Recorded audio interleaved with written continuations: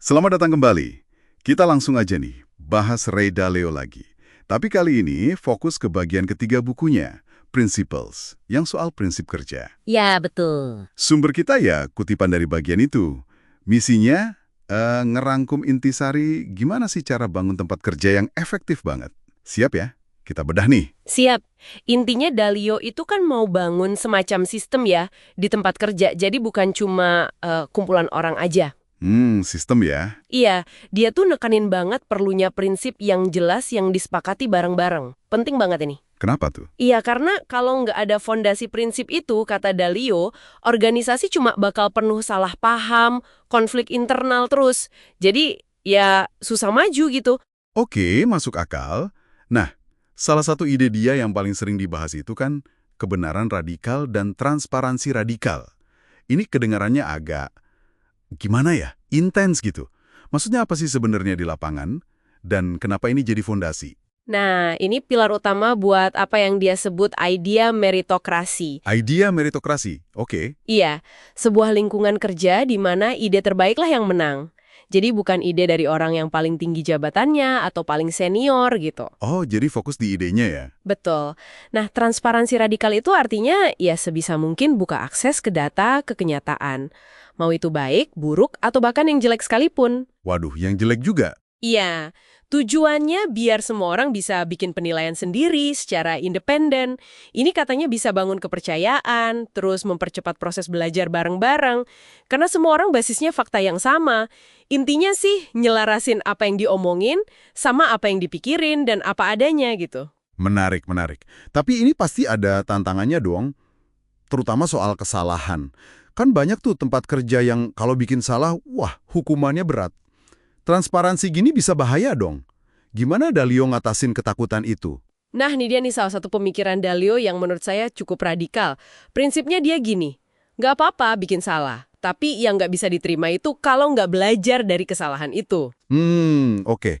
Jadi salah boleh asal belajar. Iya, kesalahan itu dilihat bukan sebagai aib personal gitu, tapi lebih kayak data penting buat proses evolusi, buat perbaikan sistem. Malah jadi data ya.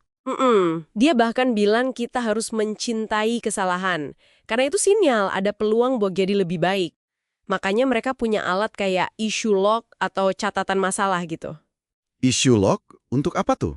Tujuannya bukan buat nunjuk-nunjuk siapa yang salah, tapi mastiin masalah itu diangkat ke permukaan, didiagnosis akarnya bareng-bareng secara sistematis, terus jadi pelajaran berharga, bukan malah disembunyiin.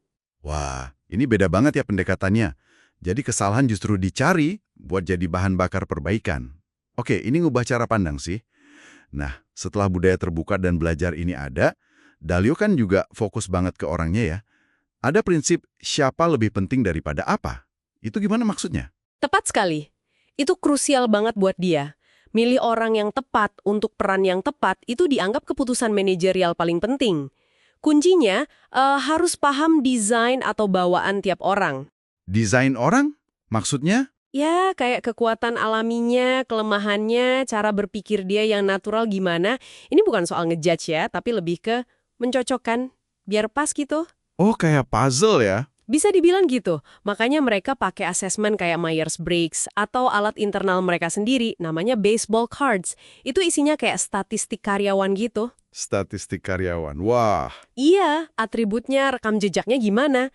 Tujuannya ya itu tadi, biar orang bisa ditempatin di posisi di mana bawaan alami mereka itu paling bisa keluar, potensinya paling bersinar, dan hasilnya jadi paling bagus. oke. Jadi budaya transparan, terus mindset belajar dari kesalahan, terus orang yang tepat di posisi yang tepat.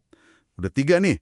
Terus gimana cara ambil keputusan? Kalau idenya banyak atau bahkan saling bertentangan di dalam idea meritokrasi ini? Nah, ini mekanisme kunci lainnya, pembobotan kredibilitas atau believability weighting istilahnya. Pembobotan kredibilitas. Gimana tuh cara kerjanya?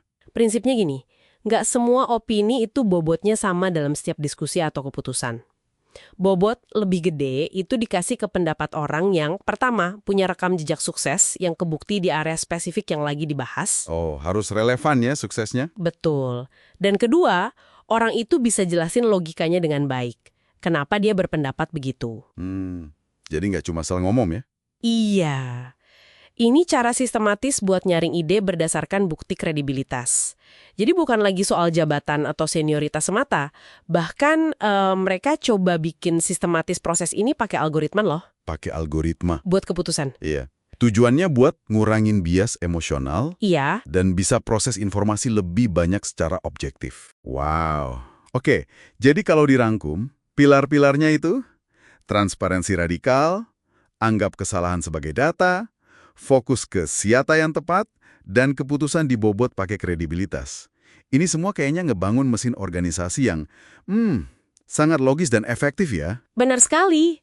Semua elemen itu dirancang buat kerja bareng, buat nyiptain organisasi yang bisa terus belajar, terus berevolusi buat capai tujuannya.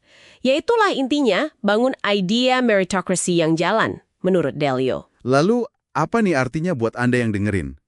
Prinsip kerja Delio ini kan kayak ngasih kacamata baru ya, buat ngelihat efektivitas kerja. Entah itu di tim Anda, atau departemen, atau bahkan seluruh organisasi.